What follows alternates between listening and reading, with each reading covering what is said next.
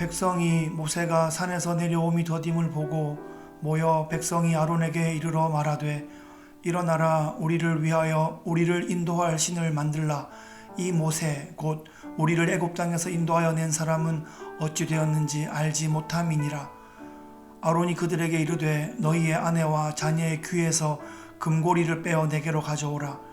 모든 백성이 그 귀에서 금고리를 빼어 아론에게로 가져가매 아론이 그들의 손에서 금고리를 받아 부어서 조각칼로 새겨 송아지 형상을 만드니 그들이 말하되 이스라엘아 이는 너희를 애굽 땅에서 인도하여 낸 너희의 신이로다 하는지라. 아론이 보고 그 앞에 제단을 쌓고 이에 아론이 공포하여 이르되 내일은 여호와의 절일이니라 하니 이튿날에 그들이 일찍이 일어나 번제를 드리며 화목제를 드리고 백성이 앉아서 먹고 마시며 일어나서 뛰놀더라. 여호와께서 모세에게 이르시되 너는 내려가라. 네가 애굽 땅에서 인도하여 낸 네 백성이 부패하였도다. 그들이 내가 그들에게 명령한 길을 속히 떠나 자기를 위하여 송아지를 부어 만들고 그것을 예배하며 그것에게 제물을 드리며 말하기를 이스라엘아 이는 너희를 애굽 땅에서 인도하여 낸 너희 신이라 하였도다. 여호와께서 또 모세에게 이르시되 내가 이 백성을 보니 목이 뻣뻣한 백성이로다. 그런즉 내가 하는 대로 두라. 내가 그들에게 진노하여 그들을 진멸하고 너를 큰 나라가 되게 하리라.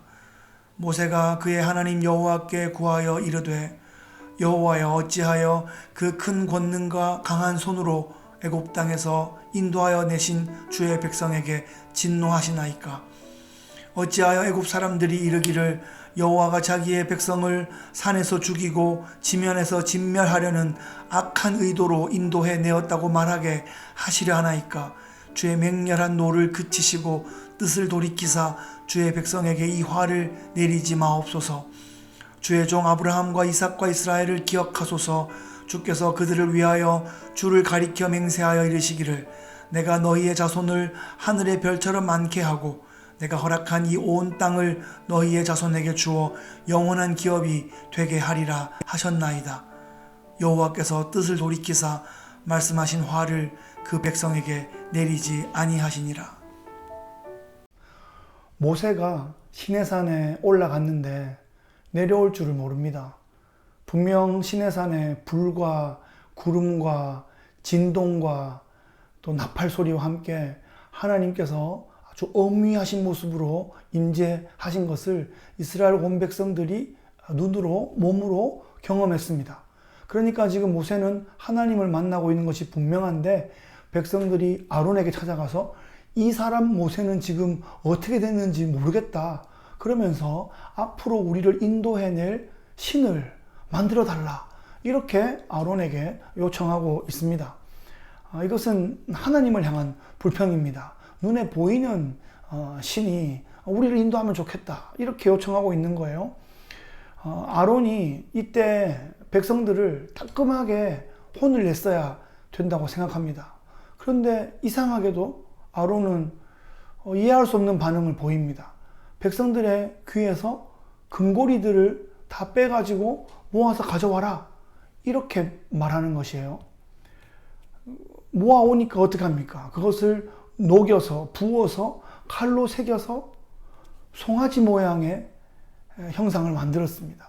황금 송아지 형상. 그 애굽에서 자주 보던 그런 스타일의 아주 전형적인 우상의 모습입니다.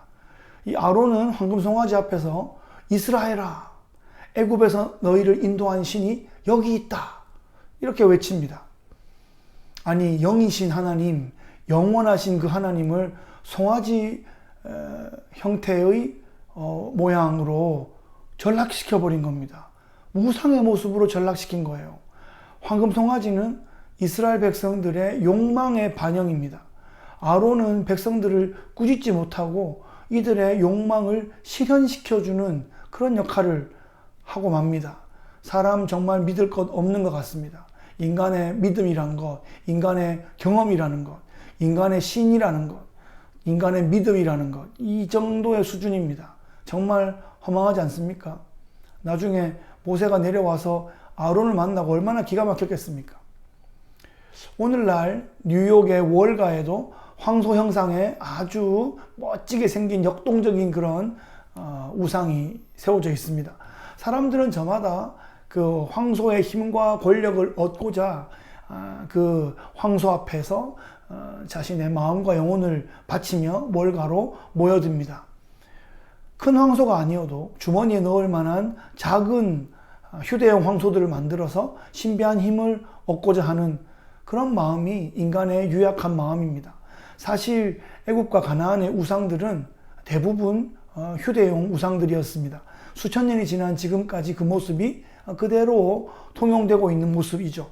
인간의 죄악의 뿌리는 선악과로부터 오늘까지 아주 담대히 하나님을 대적하는 모습으로 계속하여 그 뿌리가 이어져 내려오고 있습니다. 아론은 내일이 여호와의 축제일이다 라고 하면서 자기 마음대로 절기도 결정해 버렸습니다. 백성들은 제단도 쌓고 번제도 드리고 화목제도 드리고 그러면서 앉아서 먹고 일어나 뛰놀았다 라고 성경이 기록합니다.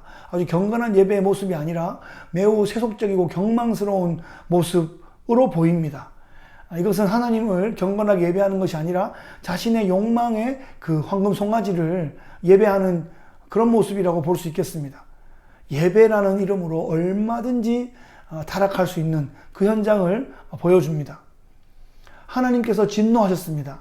하나님은 이스라엘의 아버지셨고 신랑이셨고 정말 선하신 왕이셨는데 지금 이스라엘의 하나님이 거부당하신 겁니다. 거절당하신 거예요. 이스라엘이 바람이 나버린 겁니다. 하나님은 이스라엘을 쓸어버리고 모세로부터 다시 시작하고자 하셨습니다.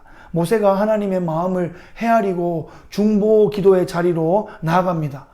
모세는 하나님의 언약에 호소합니다. 하나님의 영광에 호소하고 하나님의 사랑과 긍휼에 호소하고 있습니다. 하나님은 그 모세의 중보 기도에 그의 생명을 건 중보 기도에 진노를 돌이키시고 화를 내리지 않기로 하셨습니다. 이 본문은 황금 송아지가 워낙에 강력한 이미지로 나타나고 있어서 그런데 사실 이 본문의 핵심은 저는 모세의 중보기도로 보고 싶습니다. 우리가 살아가는 시대가 참으로 악합니다. 하나님을 대적하고 공의를 파괴하고 사나워지고 형제애가 사라져갑니다. 교회가 무너져갑니다. 교회가 힘을 잃어갑니다. 우리가 황금 송아지를 좇은 것은 아닌지 한번 돌아보면 좋겠습니다. 다시 한번 하나님의 은혜의 보좌 앞에 엎드려 주여 구원하여 주옵소서, 주여 한 번만 더 기회를 주옵소서 기도하며 중보의 자리에 나아갈 때 하나님의 놀라운 치유와 변화와 회복과 승리와 비전의 그 놀라운 역사를 볼 줄로 믿습니다.